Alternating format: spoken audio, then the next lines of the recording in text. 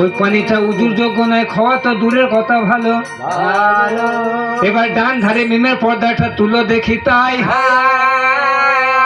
ওরে যেমন এই ডান ধারে মিমের পর্দা তুলে দিয়েছে, দেখছে দিনের নবী কাউসারে পানির জাম ধরে দাঁড়িয়ে আছে দুনি। এই ফেরেশতা, এবার বলো ফোরাতের পানি খাওয়াবো নাকি নবীর হাতে পানিটা খাওয়াবো? বলছে না হুজুর, নবীর হাতের পানিটা খাওয়ান। তাই কি বলছে? ও পানি নিও না ছুঁয়ো না দিনের ওই পানি, ওরে ফোরাতের পানি মা তোমাকে হারাম, ওরে ফোরাতের পানি মা তোমাকে হারাম।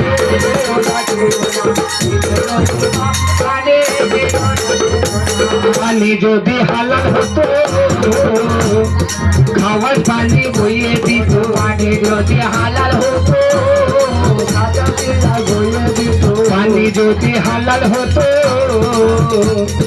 খাওয়ার খিচির বইয়ে দিত, পানি যদি হালাল হতো খাওয়ার পানি বইয়ে দিত। পুরাতের পানি মা তোমাকে হারাম,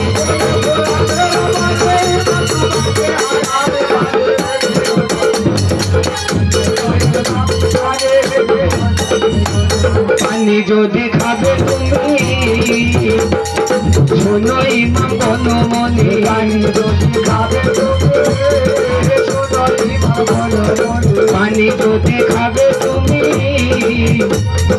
শোনো ইমাম বনো মনে, পানি যদি খাবে তুমি শোনো ইমাম বনো মনে। তুমি সকা হও নিবাসন,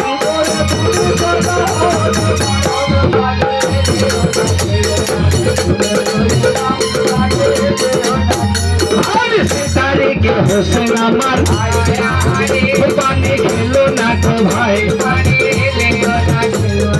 হোসেন পানি খাই না জিয়ার পাপি দেখতে পাই। কে দেখতে পেয়েছে জানো? জিয়াদ।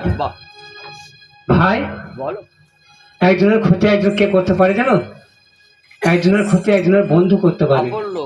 সে বন্ধু জানে আমার বন্ধু দুর্বল জায়গাটা কোন জায়গা। সব কথা বিবিকেও বলতে নাই, সব কথা বিবিকেও বলতে নাই। আজ তোমার বিবি আছে, কাল কার হাত ধরে বেরিয়ে যাবে, তখন বলবে হ্যাঁ ও রাতে আমাকে শুয়ে শুয়ে বলেছিল যে ওই যে মার্ডারটা হয়েছিল কাটারি করে চুটি চুটি ও কেটেছিল। সব কথা বিবিকেও বলতে মানা। সভাতে জানাই ওগো আমার হোসেন সাহা পানি খায় নাই, হোসেনের বাল্য বন্ধু আব্দুল্লাহ জিয়াদ দেখতে পায়। হোসেন আমার খায় নাই পানি, জিয়ার পাপি দেখতে পায়। আমি আল্লাহর কসম করে বলছি হোসেন ফোরাতে নেমেছিল কিন্তু পানি খায় নাই। একটা মানুষ যদি 10 দিন 15 দিন না পানি খেতে পায় সে কতক্ষণ লড়তে পারবে? পারবে না। বলছে তবু আমরা হোসেনের সাথে তলোয়ার বাজিতে আমরা সামনে যেতে পারবো না। ও সামনে যেতে পারবে না? তাহলে একটা কাজ করো। কেমন কাজ? শোনো মনকে করে স্থির, দূর হতে হোসেনকে খেচে মারো।